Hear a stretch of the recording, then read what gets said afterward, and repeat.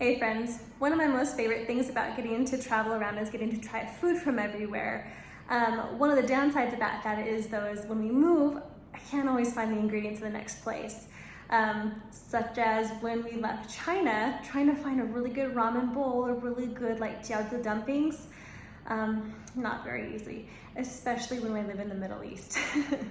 So I found that I really have to figure out how to make these recipes if I just want to be dazzled by these flavors and then never have them again. That doesn't sound quite right. So I made it a good search to try to find a really good ramen recipe online that fit all of the nutritional specs that I wanted it to, and being something that's extremely delicious but doesn't have a load of meat in it. It's still rich. It's a tricky combination, but I found it. Here it is. Right, first we're going to heat up our pot and add a massive 8 cups of water to it. Then I'm going to add enough vegetable broth that'll make it interesting. I was able to find these shiitake mushrooms on Amazon and able to ship them in. And since they're dried, they will stay for quite a long time, which is wonderful when you need to have a good pantry stock and have it to be able to stay for a long time because you can't find it elsewhere or because you don't want to go to the grocery store. All right, we've added 20 of these in here. You can do 15 to 20 and then let them sit in here, and we're gonna get a rolling boil and just get them soft. If you don't have a high-powered blender, you're going to need to just let them soak for about 30 minutes in that hot broth. But I do have a high-powered blender, and so I'm just gonna make quick work of this. Now for all of you mushroom haters out there, I want you to reconsider your mindset right now. These are not your normal button mushrooms or cremini mushrooms. These are shiitakes. And shiitakes have this amazingly different flavor, and when blended up, you might not realize that it's a mushroom. So try to be open-minded about this. Do your best, be brave. Here I've got about 3 garlic cloves and a garlic knob that's about that big. And I'm just gonna toss it all in here into my mortar and pestle.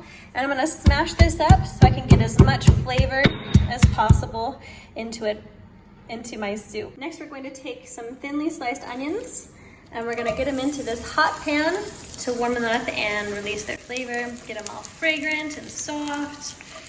We're just gonna let that go for just a second or two till they get a little bit going there.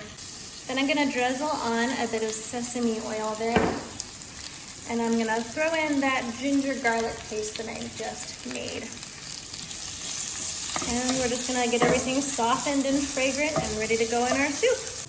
All right, all my onions, garlic, and ginger are nice and soft, so I'm gonna get a big scoopful of all of this and just stick it right into my soup here.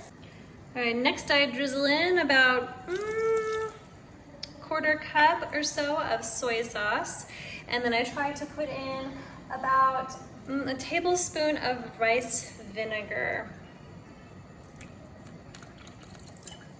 And that vinegar kind of just helps to balance out the flavors. We've got a lot of umami with the mushrooms that we've got here, and we've got some of those nice spicy flavors from the ginger, garlic, and onion we put in here. So hopefully that'll kind of balance it out for us. All right, lastly, I'm gonna turn off the heat and just kind of let this sit for a second while I'm fixing up my last little bit of ingredients before I puree that. All right, while I'm gonna go chop up my little toppings for my ramen, and I'm letting my broth just kind of sit for a few minutes, I'm gonna put on a big pot of water so that I can quick cook my ramen noodles. Oftentimes we can't find bok choy or napa cabbage or anything like that, go figure. But I can find rainbow chard on occasion, or sometimes I'll just use even like a cabbage or spinach, and chopping that up into little pieces about like this is kind of how we do that with our ramen. As far as tofu goes, you can find tofu in the grocery stores here, but I really like to get this one because I think the quality is really good. Plus you can buy it in bulk on Amazon, and therefore I always have a stock of it on hand when I want to make soup, or the grocery stores run out of it here, because that can happen. Next, I'm going to be kind of just dicing up this tofu, and I'm just trying to get it into about cube-sized pieces like this. And we're just gonna use this for our topping. If you're not a huge tofu fan, or you're not trying to make it a vegan meal, you can also do boiled eggs. We do boiled eggs sometimes, and that's really wonderful, but this week, for a bit of balance, we're not going to be. Last, I'm going to slice up this green onion here so we have some to put on top of our ramen as well. Now I'm going to ladle this soup into my blender, and I'm gonna work in batches to get it smoothed out in my blender.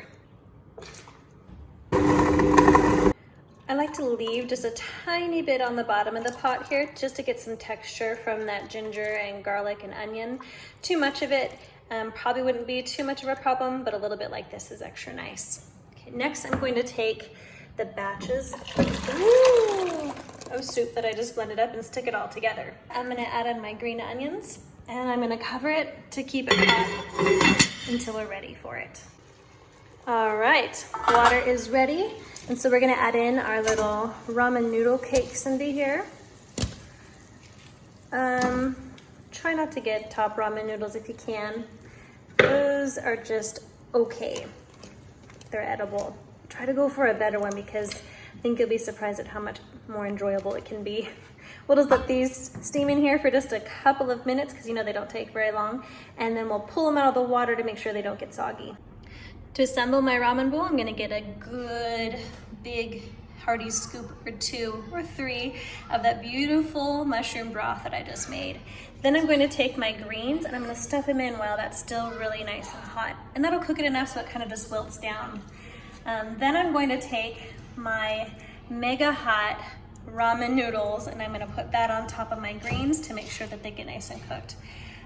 If you wanna do this the proper way, you can just stir fry up your greens. That also works, but if you don't want to, then don't. Get on my last little spoonful here of ramen, and then I'm gonna grab a bit of tofu, stick that on there, and call it good.